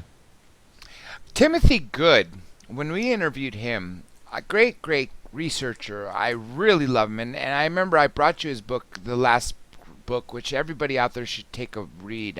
You told me it was a fantastic one. Unfortunately, I haven't been able to get to it. Its title is Earth, an Alien Enterprise. When we had him, I diverted from that book to ask him a question that he had said in a documentary. And what he said was that, according to his sources, there have been at least 100 crash and retrievals, and that is a very, very conservative number. And he knows a lot of good people, as you know from reading Earth Alien Enterprise. I was blown away, astounded to find out that George Adamski had the U.S. Ordnance card that allowed him access to White House and Vatican and any military base. That was news to me. And this was a book published in 2013, end of 2013, early 2014. I believe it was 2013 because that was when I did the first interview with him. But just blown away. So, how many crashes do you, Preston Dennett, believe there may have been here on Earth? Oh yeah, I'm with them. Hundreds at least. Especially, writing these books. In California, we're looking at, a good number of cases. New York, absolutely, yeah. Arizona, for sure. It's going on and on. I expect to find more as I do further research in Colorado and in other states. So we're looking at a long history of this, and with the vast majority of them going unreported. Let's face it, most of these crash retrievals are probably not known about at all, have not been disclosed in the slightest. So you can take that couple hundred and times it by 10, times it by 100. It could be a good deal more than that. We don't know. But we know that there's a lot. And it's going to come out. Truth has a way of taking care of itself. It does. And that's why I always say to everybody, disclosure is in your hands.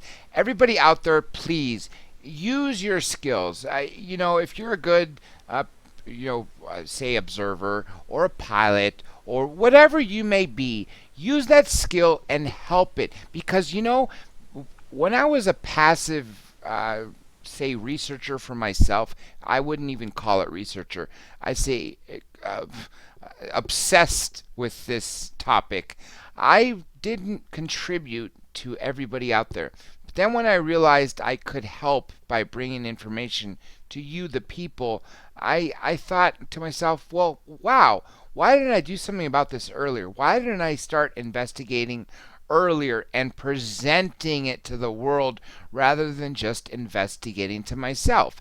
So disclosure really is not going to happen with POTUS standing, with cameras in the White House, in the Oval Office, or on the White House lawn and saying, yes, we've had crashes and retrievals and even aliens living here on Earth. Sorry we've killed so many people. We've paid the families off. Just thought you'd know, but they're here. It's not going to happen. Never going to happen. Even the Senator Gravel, Congressman Cook, and Congresswoman Hooley, the three of the panel who presided over the citizen hearing, 3 of the 6. So I've interviewed half of them, and I'm working on the other 3. Although one of them probably won't talk because Roscoe Bartlett is very, very old, and I don't think he wants to be disturbed. Although I'll try, but nonetheless, disclosure is in your hands. Everybody out there, please become proactive. We need everybody to be proactive. With that being said, Preston, I want you to plug in some of your books again. I want to thank you for this outstanding program. I wanted to get into some ghosts, but even on this topic, UFOs over Nevada, with a couple inferences and questions on UFOs in general and New York and other stuff, but primarily Nevada, we still didn't get through it. There's so much more we could have covered. So we'll leave ghosts for next time and OBEs for next time. I'm honored to call you a friend, and everybody listening and watching this, the Preston Dennett, this is the real deal here. This guy is hands down the best researcher I've known, and I've spoken to hundreds. If you go through my website, which only lists 2015 guests, you're going to have to go online to go back to 2014, 2013, and even 2012 guests that I've interviewed. The point is he's the one that knows more than anything, because he's not an armchair researcher. When he hears of something that happens near us, he goes and he speaks to people, like the Boy Scout case. So take it what I say when I mean, and I take what I say with I don't want to say with a grain of salt, because it's the opposite of that. Take it really heavily, because I truly mean what I say. You're listening to the best researcher ever on this topic. And so, Preston, I'd like to thank you. I want you to plug in anything you want. And I did say your website before, so go ahead. Well, thanks for the glowing review. Really appreciate it, and you're the reason and why I do research like this. And yeah, my website is definitely the place to go if you want to learn more about me. If you just Google my name, actually, it will take you there.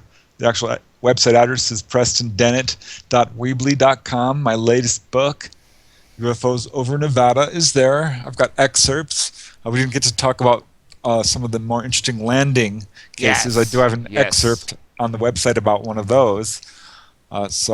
Yeah, writing more books. I'm really excited about this whole UFOs over various states series. Putting together a book about some of my articles that I've published over the years in various magazines, which have not been available to the public for a very long time. So I'm excited about that. Working on another book about very close encounters. Still interviewing lots of people, getting lots of emails and leads on new cases, and having a blast with this stuff. We're going to see this cover up end one day or another, and I'm pretty excited about it. Again, Preston, it was truly an honor, and really, people I want to thank is you, the listener, and the viewer on YouTube. You guys are, like I said, disclosures in the hands. You guys are the only reason I'm doing this, because if I can make any difference at all by bringing you top researchers and evidence, then I'm going to do it. And I'm doing this out of the goodness of my heart because I think this topic needs so much more than we're being given. We're given squat from the government, except for some governments out there, such as, Brazil. They're more forthcoming, but really, for the most part, they got us locked down. But let me just tell everybody what's going on in the future. It looks like I may be taking that terrestrial gig, so I may be on 5 nights a week. And yes, you could be watching it on YouTube. And again, after these shows are archived, I will add amazing footage. I've gotten, like I said, if you heard me say in the past, over 500 new UFO videos from Jaime Maussan. They're from 2012 through 2015, but they're new to me and they're allowed to be used as long as I give credit to Televisa. He doesn't care. He doesn't want the credit. It's the corporation. But I just uploaded John Lear. Hasn't released yet, so just hang tight for that. You will hear it tomorrow night. It's a rebroadcast, but it is a classic. It is Giorgio Tsoukalos, Star of Ancient Aliens. John Lear, a new interview is coming up very soon. I'd say in the next 2 weeks. The guy's been, as you know, he had to cancel the night of the live show a few weeks back because he was sick, but he's better now. He wants to get past the holidays, and he's been excited for before that, and he felt really bad, and he wants to speak to everybody. And like I said at the beginning of the show, Edgar Mitchell, I spoke to him, yesterday, and Senator Gravel, they're ready to rock, and they're two great people. We have to take, Senator or Edgar Mitchell, both of them, but Edgar Mitchell especially. They're both very good humanitarians for what they've done in their lives and the fact that they're sharing their stories. And then, of course, you also have the Honorable Paul Hellyer, former Defense Minister of Canada, and he is one of the most incredible people because he's very credible in that sense, and he's 92 years young, and he's still out there doing live shows late at night, 2 hours when he should be resting because we don't want to lose this guy. So much more. All you have to do is go to drjradiolive.com and you will see everything that you need to see. Again, drjradiolive.com. And of course, with that being said, I will let you guys go. I will catch you soon. And have a good night. And make sure you check out Preston Dennett's music.